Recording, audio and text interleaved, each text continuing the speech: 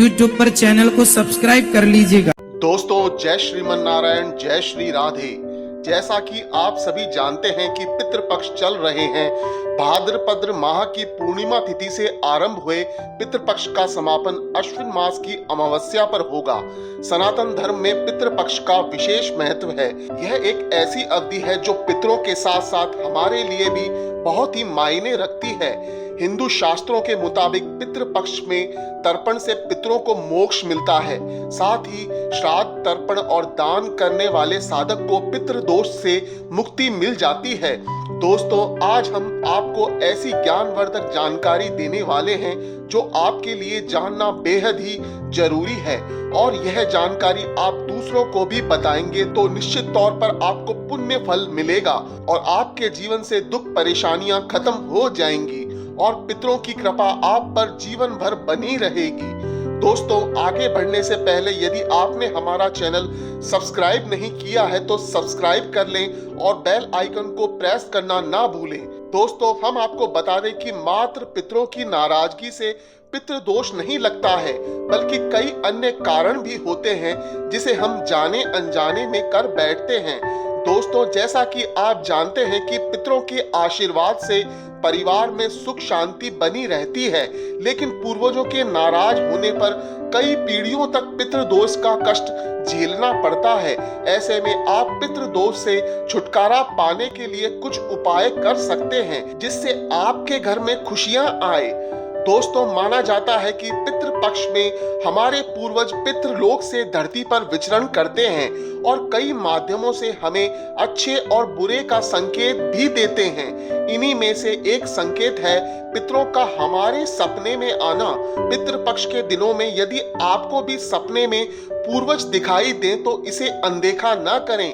स्वप्न शास्त्र के अनुसार इसका कोई न कोई मतलब जरूर होता है।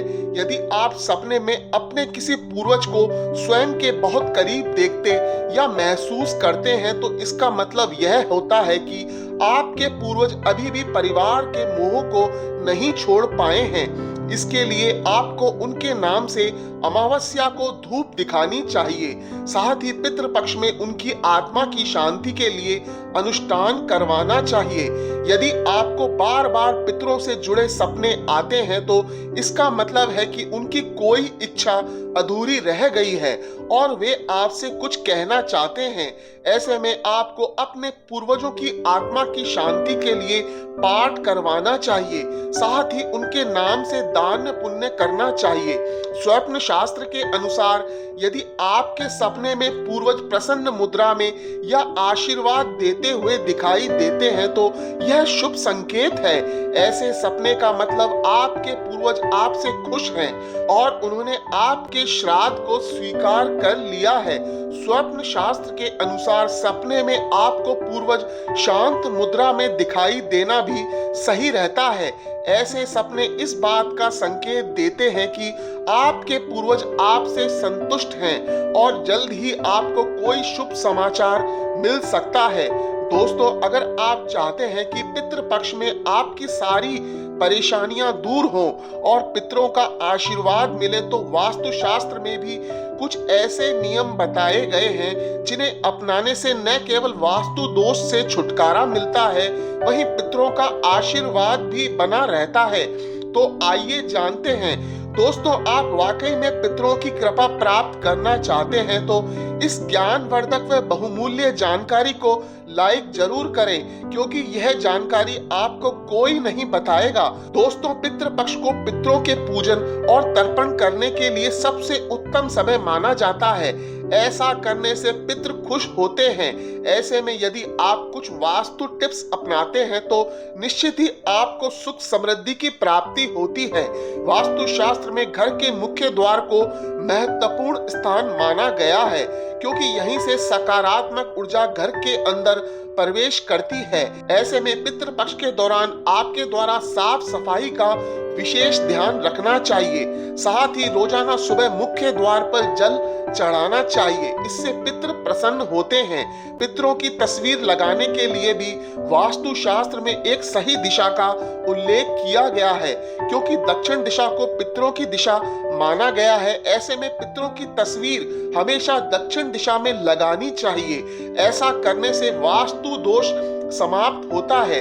वास्तु शास्त्र के अनुसार पितरों की तस्वीर कभी भी अपने बेडरूम, पूजा घर, रसोई जैसी जगहों पर नहीं लगानी चाहिए। ऐसा करने पर आर्थिक नुकसान उठाना पड़ सकता है।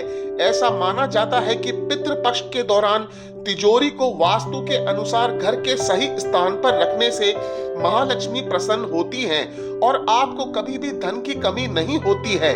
वास्तु शास्त्र के अनुसार पितृपक्ष के दौरान धन की तिजोरी को घर की दक्षिण या दक्षिण पश्चिम दिशा में रखना शुभ माना जाता है। इस दिशा में पितरों का वास होने के कारण वह आपको सुख समृद्धि का आशीर्वाद देते हैं। दोस्तों, यह भी माना जाता है कि अगर आपकी कुंडली में पितृ दोष है तो आपको कई सारी कठिनाइयों का सामना करना पड़ सकता है।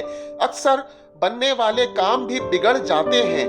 बिजनेस या नौकरी में रुकावट आने लगती है। घर में पितृ दोष होने पर दंपत्ति को संतान सुख नहीं मिलता है या फिर दंपत्ति की पैदा हुई संतान मंदबुद्धि, विकलांग आदि होती है। कई बार तो पैदा हुई संतान की तुरंत ही मृत्यु हो जाती है। इसके अलावा पितृ दोष लगने पर घर में किसी न किसी कारण से लड़ाई झगड़े होते रहते हैं और घर में रह रहे लोगों में कोई ना कोई बीमार बना रहता है और दुर्घटनाएं भी होती रहती हैं। दोस्तों, अब हम आपको पितृ दोष से बचने के वो उपाय बताने जा रहे हैं जो यदि आपने कर लिए तो आपको पितृ दोष से मुक्ति मिलती है। तो आइए जानते हैं। दोस्तों, इससे पहले आप वीडियो को जरूर लाइक करें और वीडियो खत्म होने के बाद शेयर करना ना भूलें। दोस्तों, यदि कुंडली में पितृ दोष हो तो पितरों की फोटो को दक्षिण दिशा में लगाएं और उन पर माला चढ़ाकर स्मरण करना चाहिए। दोपहर के समय पीपल के पेड़ पर जल चढ़ाना चाहिए। इसके साथ ही फूल, अक्षत, दूध, गंगा जल के साथ काले तिल चढ़ाकर पितरों का स्मरण करना चाहिए। प्रतिदिन शाम के समय दक्षिण दिशा में दीपक जलाना चाहिए। अगर आप रोज दीपक नहीं जला सकते तो पितृपक्ष के दौरान तो रोजाना जलाएं। इसके अलावा गरीब कन्याओं का विवाह कराने से और किसी के विवाह में मदद करने से पितृ दोष से मुक्ति मिलती है। दोस्तों, वीडियो को अंत तक देखने के लिए आपका बहुत बहुत धन्यवाद। पितरों की कृपा आप सभी पर बनी रहे और आप खुश रहें और स्वस्थ रहें।